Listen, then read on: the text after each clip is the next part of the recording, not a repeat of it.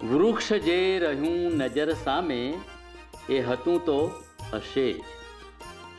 વૃક્ષ જે રહ્યું નજર સામે તે હતું તો હશે જ. પરણેને કેટલા કેવા, કોઈ ઝીલે તેજ કે ઝીલે ચાંદની. આ અવાજના એક્સરે એ મારો કાવ્ય સંગ્રહ છે. એમાંથી એક મને લાગતું ઉત્તમ કાવ્ય વૃક્ષનું સત્ય. આ વૃક્ષનું સત્ય એક પ્રતીક છે અને આ પ્રતીક દ્વારા આ દુનિયામાં ઊંચ નીચ આ બધું રહેવાનું જ છે. આજે સદીઓ યુગો વીત્યા, કોઈ એમાં ફેરફાર કરી શક્યું નથી. માત્ર જથ્થો બદલાય છે અને વસ્તુ તો એ જ રહે છે.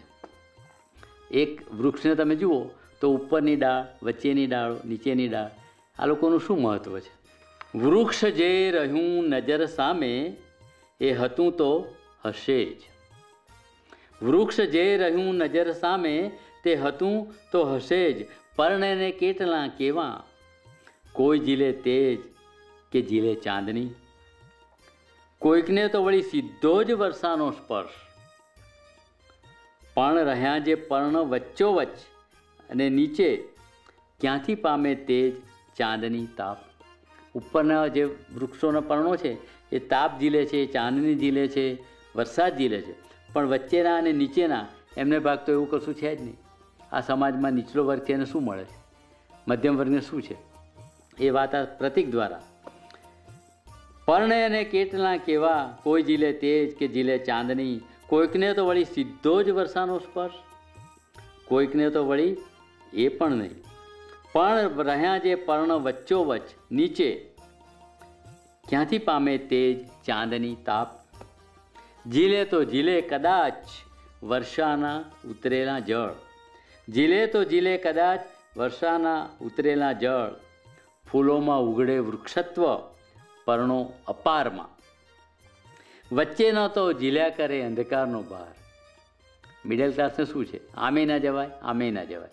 વચ્ચેના તો ઝીલ્યા કરે અંધકારનો બહાર. કોઈ એક દિશાનો જ કેટલાકને તો પરિચય. આ જૂથમાં પૂર્વ દિશાના જે ડાળીઓ છે એને એ જ દિશાનો, ઉત્તર દક્ષિણ પશ્ચિમમાં શું છે ખબર નહીં. આ સમાજમાં એવું છે કે અમુક જ લોકોને અમુક દિશાનો ખ્યાલ છે. વચ્ચેના તો ઝીલ્યા કરે અંધકારનો બહાર. કોઈ એક દિશાનો જ કેટલાકને તો પરિચય, કોઈને તો એ પણ નહીં. પણ વૃક્ષ એથી તો વૃક્ષ છે. ઈશ્વર જેવું એને થડ એક જ. ઈશ્વર જેવું એને થડ એક જ, પછી ફંટાય ચોમેર. ડાળીઓ, ડૂંખો, પર્ણો, ફૂલો, ગંધ, સુગંધ. વૃક્ષને એનો સમાજ છે. વૃક્ષને એનો સમાજ છે. આડે અવળે ઉપર તળે આમ તેમ ફેલાયેલું વૃક્ષ.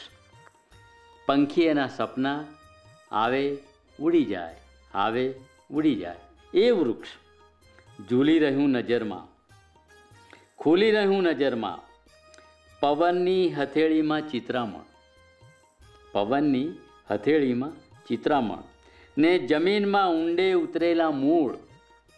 ક્યાં હશે, કેવડા હશે, કેટલા હશે, કેવા હશે, કોણ કહી શકે?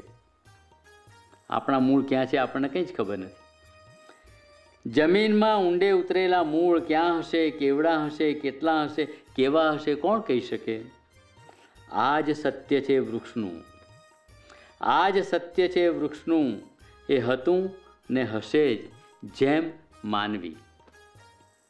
હું કવિ, હું કવિ વૃક્ષ બની ઉઘડી રહ્યો વૃક્ષ સામે, અને વૃક્ષની ભાષામાં ટગર ટગર કરી રહ્યો વાત. ત્યારે જાણ્યું, અરે આ તો આપણું જ રૂપ સાક્ષાત. અરે આ તો આપણું જ રૂપ સાક્ષાત. એટલે વૃક્ષનું રૂપ અને મનુષ્યનું રૂપ એક છે.